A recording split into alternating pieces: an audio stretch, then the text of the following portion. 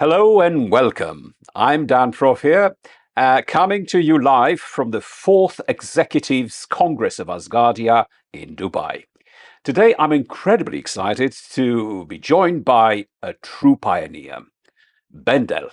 Ben has been beyond his renowned work as a successful entrepreneur and business incubator, is a foundational pillar of Asgardia, the space nation, the very first space nation.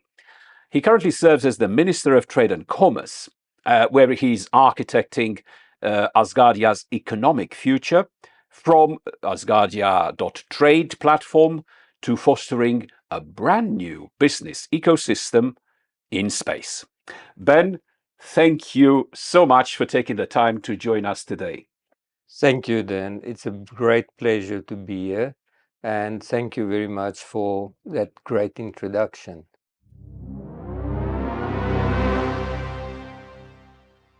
Ben, your professional success in the terrestrial business sector is immense.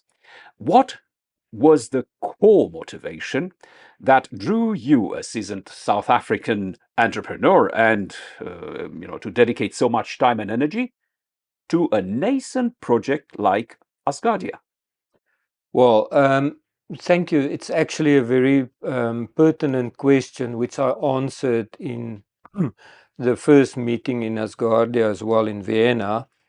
And the answer hasn't changed. My country has just gone through a transition, a major transition.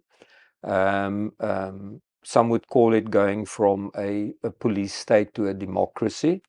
So that was on the mind of everybody, and everybody was excited to be part of building a new nation. And when the opportunity arose for another new nation, I thought, you know what, there's no better people to help build another new nation than people that's just gone through building a new nation. Yeah. And obviously, I've always been interested in space from a very small child.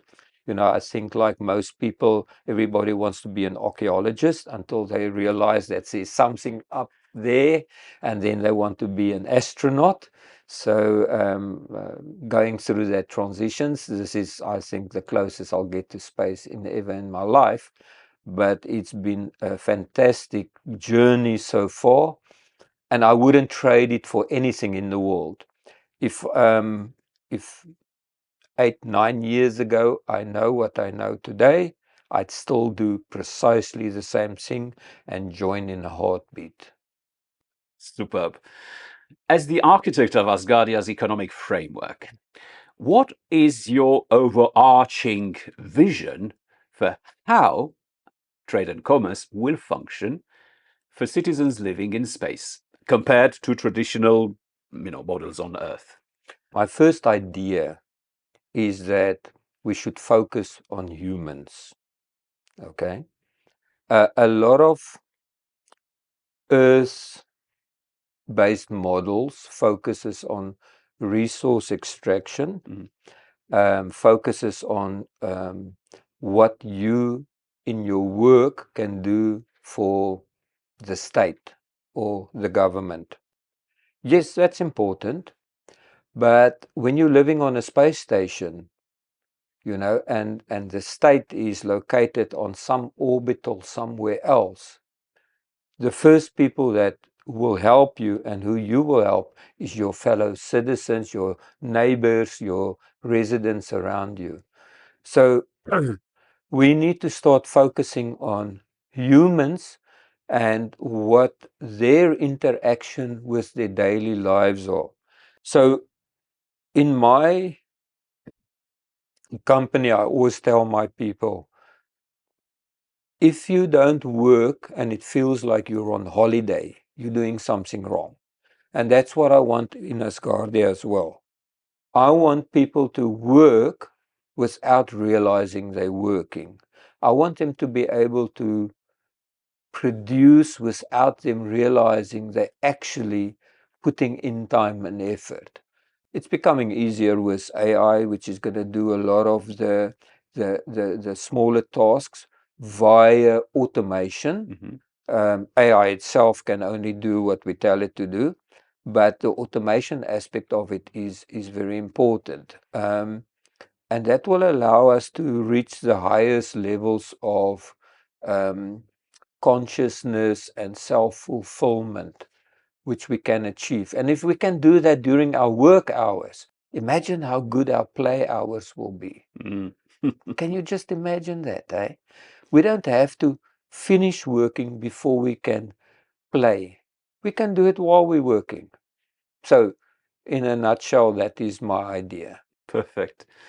You developed the Asgardia.Trade platform and also the nation's first business, Starshop.Space. What have been the most significant challenges in creating a functional marketplace from ground up?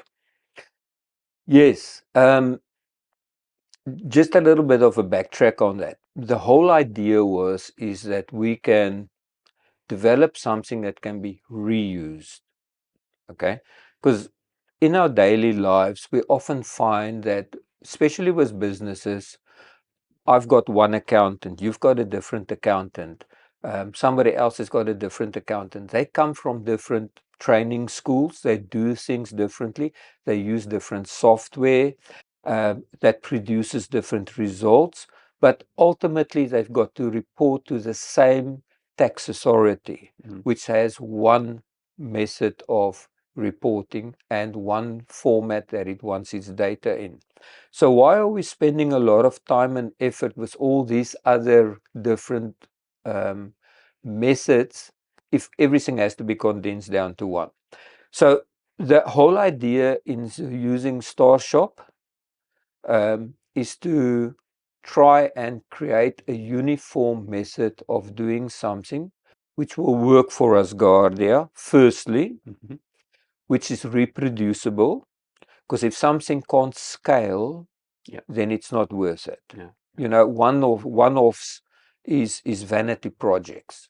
But if something can scale, then it's of real value to me, to you, to Asgardia.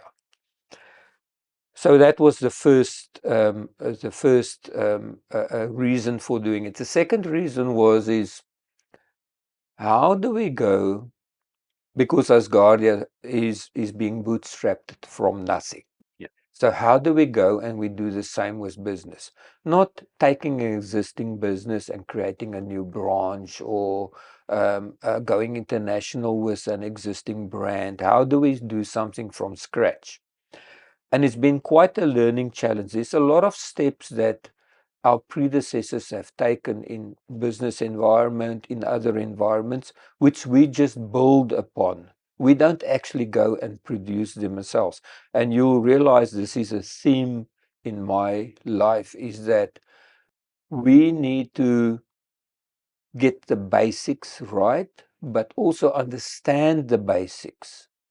So tax authorities has been a little bit of a challenge, complying with import-export requirements from different regions in the world, making sure that we are 100% within the rules of other countries, terrestrial countries, making sure we don't land on a grey list or a black list for financial transactions. Those things have been quite challenging, and I've learned very much. I've even gone to the extent of doing training courses at different institutes just to gain the knowledge to be able to implement some of these features. And with the point of being able to reproduce them on scale. So yeah, it's been very nice, a big learning curve. I don't foresee that others or very few others will have to go through that same learning curve in Asgardia. And that was the main goal of it, is that we do it once, we do it correctly, we do it legally, because Asgardia's legal system tells us that all other legal entities on this planet Earth needs to be complied with. We're not a rogue nation. We're a nation of laws and rules, and we follow other people's laws and rules as well. to safeguard our Asgardians. Ben, as a former Deputy Chair of Parliament and now Minister of Trade and Commerce, how does your experience in government shape your approach to building a business-friendly environment that still aligns with Asgardia's unique legal and ethical principles you just mentioned? I enjoyed my experience in Parliament of Asgardia very much. And one of the things it taught me was that everything is about human interaction. This is a recurring theme, you know.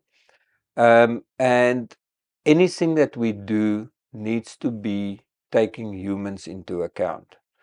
And the only way that you can take humans into account is by listening to them. We often hear that, oh, I'm creating a platform for people to speak. But you're not hearing somebody saying, I'm creating a platform for people to be heard. You know, everybody can speak, and it just becomes background noise. But very few people are actually listened to and heard. And that is where I think Asgardia is very proactive, because in Asgardia, we are listening to what people are saying. We've got a one-party parliament that listens to what people are saying, and they discuss that within themselves. So maybe you can say, okay, if there's no political party, then there's 150 political positions. But that's not really true, because we've got one goal, and that's the supreme values of Asgardia, and also to make humanity multiplanetary. Now, taking that into account in the business environment, we need to realize that every single person is different. We in the future gonna live on different orbitals. And that's very important. When you listen to me say orbitals, I'm not saying on the moon, on Mars, because that, as far as Asgardia's current plans are, is not where we're gonna be living. We're gonna be living in self-built orbitals, which means that anything we do in trade and commerce, we need to be able to do it from scratch, self-built. When something breaks, you take a spanner to it and you fix it. You know, you're not going to sit in space and a computer chip blows its memory and now you wait for a repair person from Earth to come and fix it. You need to be able to fix it yourself. So in the trade and commerce, I'm trying to do a low technology, high resilient processes. Sometimes it depends on people. Hopefully it defaults to stability, like Chair of Parliament likes to say. But it's not always the blockchain that's the answer. Sometimes it's a piece of pen and paper that's the answer. So in the end of the day, manageable, maintainable technology base. That's not the ultimate and the highest technology ever, but that serves the need and, once again, is scalable. Yeah. So fine balance between technology and human skill. Yes, yes, Yeah. yes. You know, you see, in all of whatever we do, humanity is the ultimate goal. Without humans, nothing exists. And there's no reason for it to exist without humans. Okay? So we always need to take what makes humanity, and that's us, humans, each individual person, into account. Yeah. And your needs and your wants and your dreams and your requirements is quite different from mine, even though superficially it might seem the same. Okay? When you lay your head down to sleep, what's going on in your mind, yes, superficially it's the same as mine, but it's actually quite different underneath, because it's shaped by your cultural experience, by your daily interaction, everything that's ever happened to you and that you've ever made happen in your life.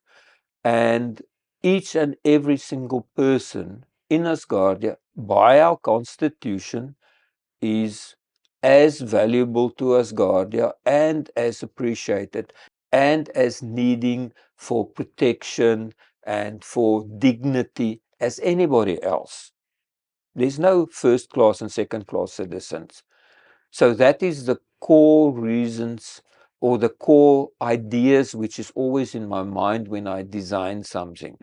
You know, an interesting thing is that the other day something happened and you had to have either a Google account or an Apple account to be able to partake. And my first thinking was, this is not right. Because not everybody has a Google account. Not everybody has an Apple account. We need to lower the bar of entry, not so low as to make it worthless, but so low as to make it easy for people. You know, if my 84-year-old mother wants to join Asgardia, she should be doing it seamlessly. If in 20 years or 30 years she wants to come and visit me, yeah, I'm still waiting for Flores to bring those long-lived drugs. If in 30 years she wants to come and visit me on an orbital, she needs to be able to get into a taxi at her home and get out of the taxi at the orbital. That's how easy things should be. That's how easy things should be in business, you know. So if we take the requirements for Asgardia and what the Constitution asks of us as interpersonal relationships, that's basically what I'm using to build the business ecosystem. With your background in IT, how crucial is a secure and independent digital infrastructure to Asgardia's sovereignty? And what role does it play in your ministry's plan? Security is paramount, but more than that, the ability to self-maintain. The moment that you allow others to manage crucial aspects of your life, you're not living the life which you are designing for yourself. You're living the life which they are designing for you. And that's one of the reasons why we've got Asgardia. It's because as a group, Asgardians has said, what is there currently is not sufficient. It's not enough to take us into the future. So when it comes to our digital infrastructure, we've got the same problem. The moment that you rely on somebody else to provide crucial services, you're asking for trouble. You're asking for, and we've got lots of examples in the world currently. I'm not going to mention any of them, but anybody that just opens a newspaper or opens a TV channel will realize what I'm talking about. There's lots of challenges. And those challenges shouldn't affect Asgardia. It shouldn't affect the operation, the digital infrastructure of Asgardia. And we're not talking about the digital infrastructure of just business, because that's a small part of the digital infrastructure of the rest of Asgardia. You know, we're talking about our whole identity system, our history, our record keeping, our daily lives, our entertainment, our retirement, our legacy we leave behind. A safe, secure, self-managed, and self-maintainable digital infrastructure is of paramount importance. I think it creates opportunities for manufacturing. Manufacturing not in the sense of export, but manufacturing in the sense of self-use, firstly. We've talked about not building our own spaceships, but using somebody else's spaceships to get into space. Great. But we also need to build our own spaceships, because we can't always depend on somebody else being around. But the same way that we're doing currently with technology, we are using other people's digital technology currently as we are developing our own. Minister of Manufacturing is also in that aspect busy with laying plans for that. So I'm greatly appreciating that.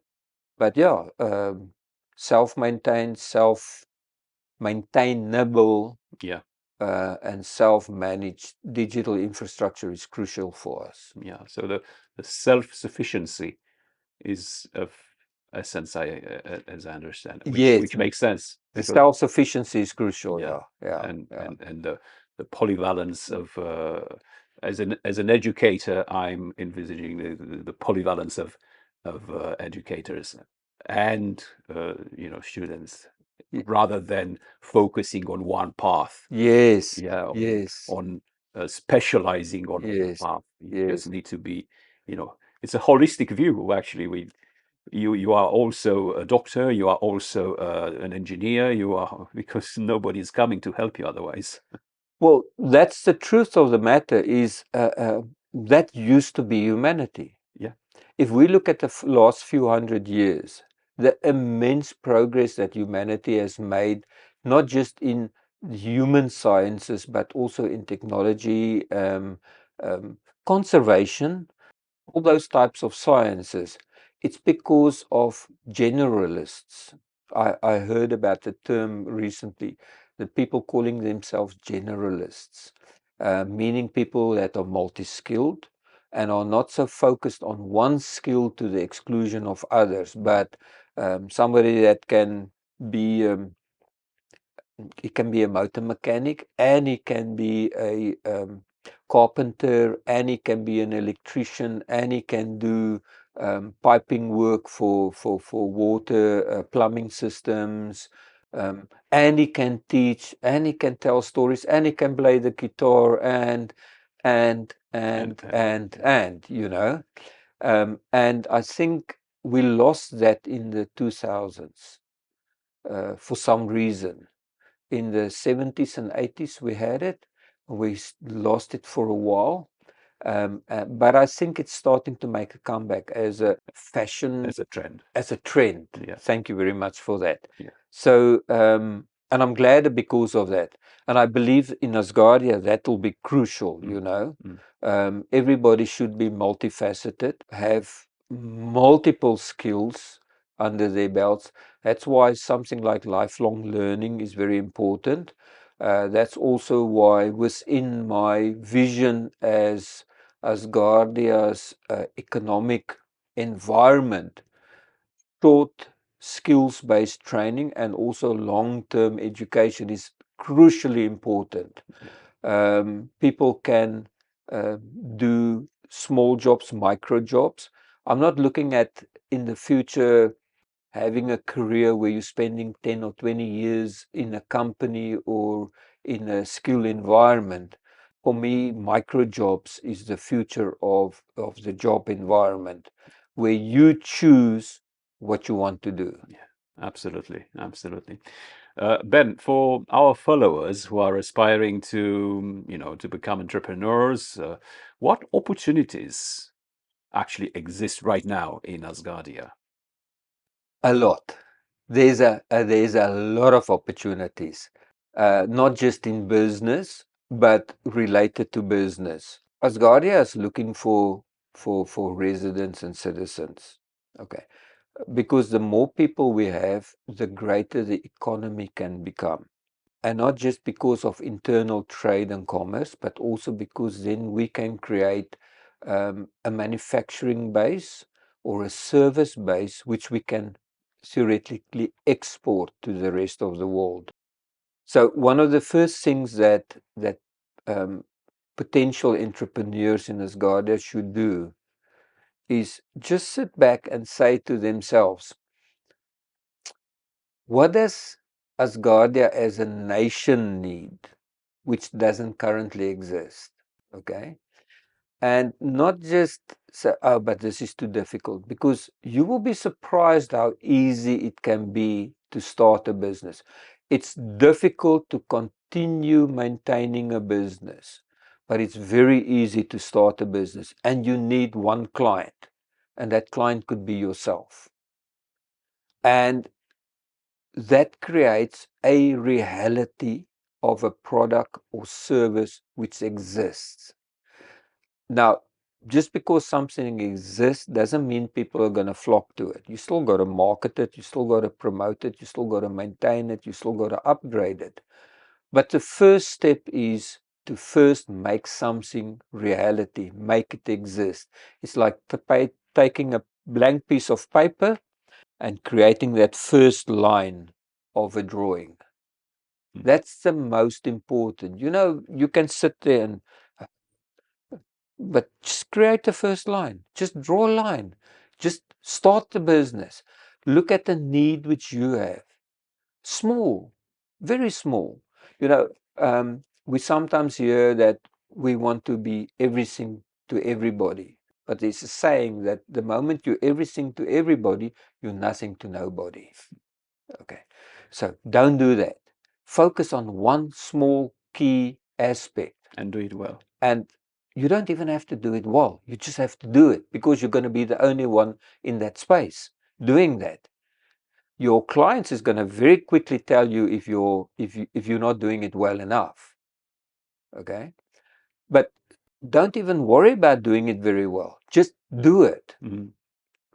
And there's a principle called minimum viable product. Mm. Are you prepared to pay for that? If you and in our digital environment, we're looking at digital products which can be produced, and we're looking at services which can be rendered. And we're talking anything from, oh, Dan, you've got a company in South Africa which you've opened. I will be your tax person in South Africa. You don't have to go and stand in the queue at the taxman's office to submit taxes. I'll do it on your behalf. That's a digital service which I'm presenting to you, which is of value to you. You don't care if I've got tackies or high heel shoes or whatever on when I'm standing in that queue. You just want your paperwork to land on that counter. So don't be afraid to take your ideas and start doing it. And you will be amazed at the people that's prepared to help you free of charge, because inside every one of us, we want to help somebody else. And when people have an opportunity to help, they will. So the main thing is, don't hesitate, don't make things perfect. Yes, worry, is this good enough? Because you need to always ask, is this good enough? But even if it's not currently good enough, just do it because you're the first one there.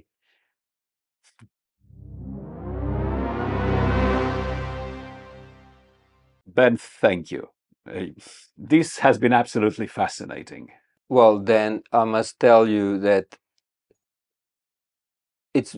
I think everybody should undergo an interview with you because it lets you rethink about what you are doing and how you are doing it. It's fascinating questions, and sometimes the answers can surprise yourself. So thank you very much for this interview. I greatly appreciate it. And anybody else that you approach for an interview, I would suggest to them, please do it. Well, it's obviously your clarity of vision and dedication are truly inspiring. So it's just natural. Now, I think we need leaders and builders like yourself to build up and to turn the dream of a space nation into a tangible reality. You just mentioned one step at a time. And I think it's a great masterclass of business and leadership you just started here. Maybe we'll take the time to do it one day and to focus on this because you're truly inspiring. Now, thank you for sharing your invaluable insights with us today and for your monumental work in building the future of the space nation. Thank you very much. I appreciate this. Now, to our followers, this is Dan Profir signing off from Dubai. Stay curious about the cosmos and keep looking up.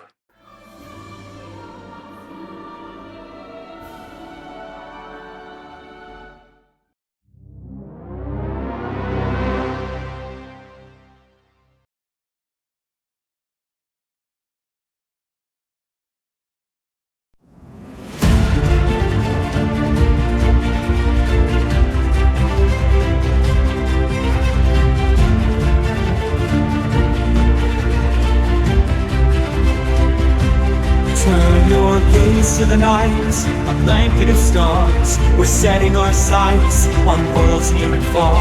With every conversation, we're breaking new ground. In the heart of exploration, our dreams are profound. From Mars to the cosmos, we'll make our stand, unraveling mysteries with a hopeful hand. We're joined by the dreamers, the pioneers of fate. Together we'll chart what awaits us in space. On the highway to space, we'll soar ever high. With our hearts full of wonder, let's reach for the sky. In this journey together, we're lighting the way. The future of exploring is ours here today. With astronauts guiding and artists in tow, scientists dreaming where the wild comets flow. Each guest tells a story, each voice adds a spark, as we forge our path through the shadows of dark. The search for new life and the tales yet untold. In the theater of space, our adventures unfold, inspiring the youth with stars in their eyes. The next generation will claim their own skies. On the highway to space, we'll soar ever high. With our hearts full of wonder, let's reach for the sky. In this journey together, we're lighting the way. The future of exploring is ours here today.